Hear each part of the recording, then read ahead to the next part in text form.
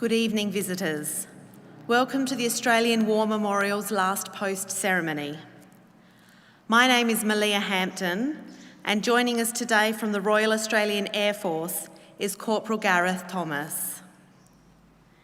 We welcome the veterans who have served, those that are still serving, and the families that love and support them. We acknowledge the members of RSL Services Clubs Association, RSL Queensland and RSL Victoria, who are watching the broadcast of this ceremony across Australia. During this evening's ceremony, wreaths will be laid at the base of the pool of reflection by visitors to the memorial. If you are able, please stand and join in singing the national anthem.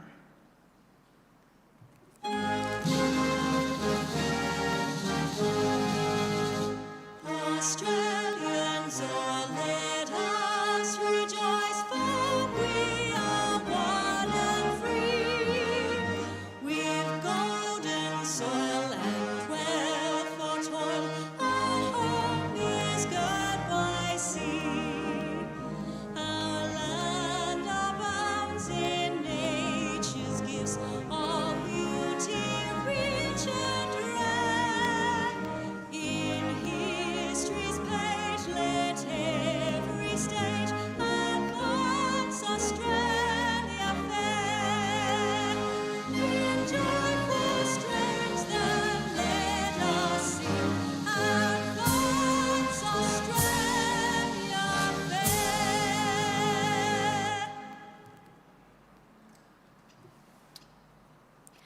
The Australian War Memorial was the vision of Charles Bean, Australia's First World War official historian.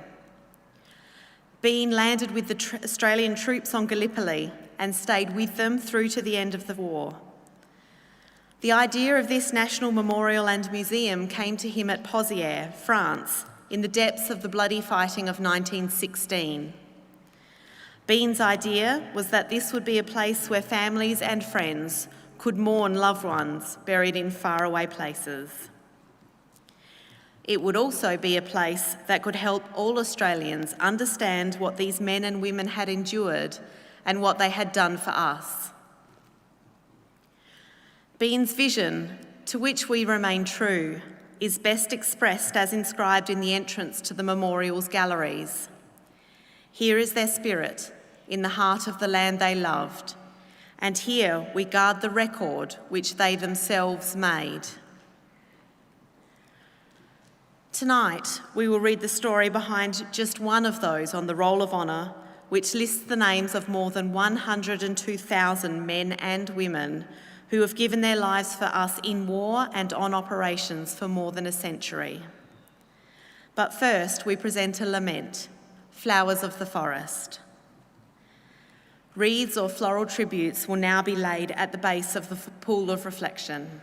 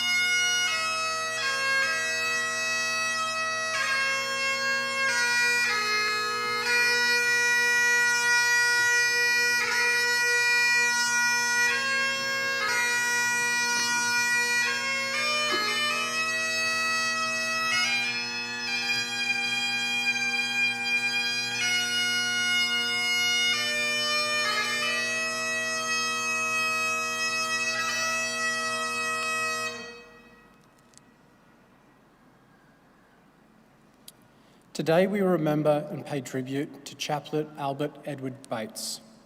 Albert Bates was born on the 18th of May 1884, the eldest son of William and Christina Bates of Singleton, New South Wales. His father was a teacher at a public school in Ver and for many years, and later went on to be the principal of Belmont Public School in Newcastle. Albert went on to attend Sydney University and, like his father, qualified as a teacher. During his time at university, he attended extra lectures and wrote honours essays in subjects such as psychology, history and English, beyond the requirement of his teaching course. He taught at Carrollington Public School for about 2 years, but resigned in 1905, the year after his father's death, in order to become a minister with the Home Mission Department of the Presbyterian Church. Bates returned to study at St Andrew's Presbyterian College.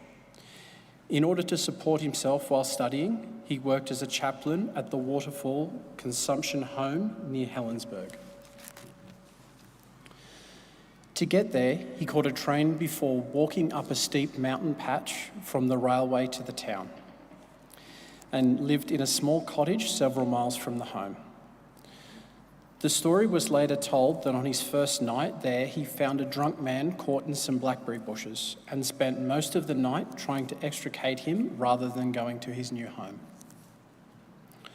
Albert Bates was described as a born organiser and a true friend, who lived for his work, ready to lend a helping hand to another's burden or to show sympathy to the helplessness or incapacitated. He had a great force of character with decided convictions on moral questions and a fearless outspokenness that made him both feared and respected. Fortunately, his friend, the Reverend Kingsley Partridge, noted he had the saving grace of humour, with an inexhaustible fund of humorous stories and experiences. In 1914, Bates married Coralie Collins, and in November of that year, he was formally inducted into the Presbyterian Church, taking up placement at the recently established Church of Ashford near Glen Innes. He became a prominent part in all public movements at Ashford, displaying qualities of citizenship of a very high order. Albert Bates's brother, John Hayden Bates, was also a Presbyterian minister, and in 1915 he volunteered for the Australian Imperial Force. He served as a chaplain at a training camp in Brisbane until a place could be found for him for the serving as a chaplain overseas, leaving Australia in 1916. 2 more of Albert's brothers also served in the AIF. Albert remained in Ashford for the bulk of the war, but in 1918 he decided to enlist. In May 1918, a large gathering was held at the church in Ashford to wish him good luck, and the congregation promised to take care of his wife while he was gone. Bates was accepted for service in the Australian Chaplains Department and left Australia for active service overseas on the 5th of October 1918. He arrived in England within days of the end of the war. With the majority of Australian Imperial forces having to wait months for repatriation to Australia, Bates had plenty of work to do in supporting the men. For the next several weeks, he worked at administrative headquarters in London, later moving to work at the 3rd Australian Auxiliary Hospital in Dartford. On the 3rd of February 1919, Chaplain Bates reported to hospital as a patient, having contracted the flu. His condition quickly worsened and he was diagnosed with pneumonia.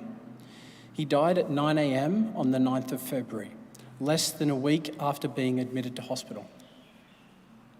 In Australia, the largest congregation that the Ashford Presbyterian Church had ever assembled in the sacred building on a Sunday afternoon, March 16, to participate in the memorial service for the late Chaplain Bates.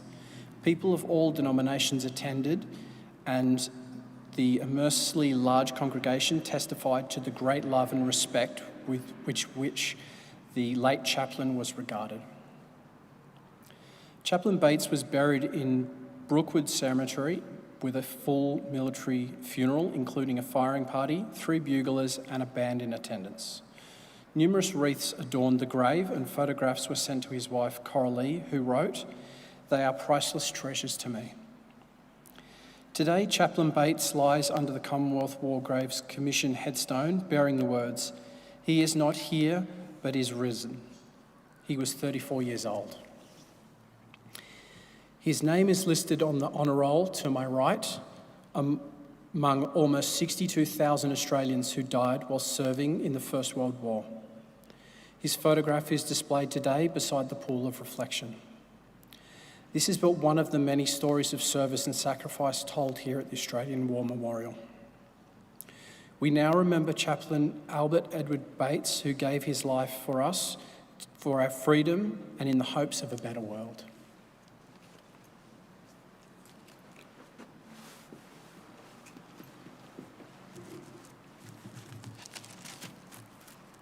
Please stand for the reading of the ode and the sounding of the last post.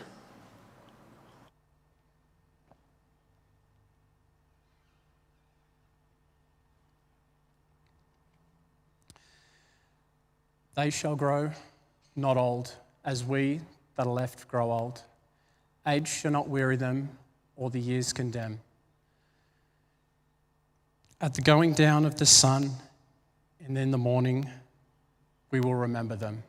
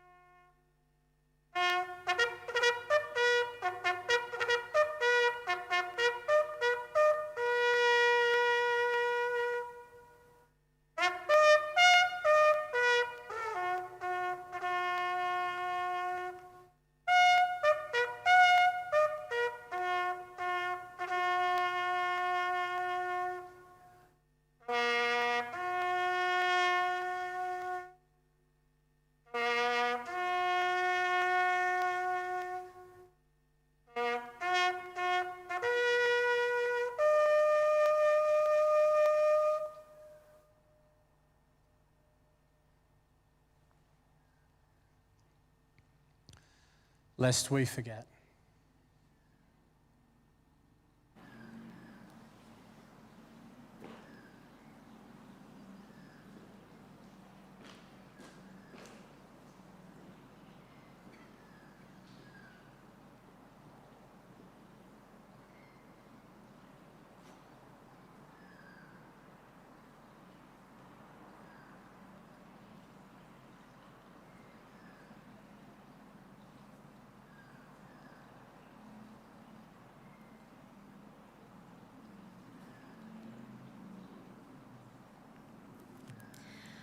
We leave you this evening with the words of the memorial's founder, Charles Bean.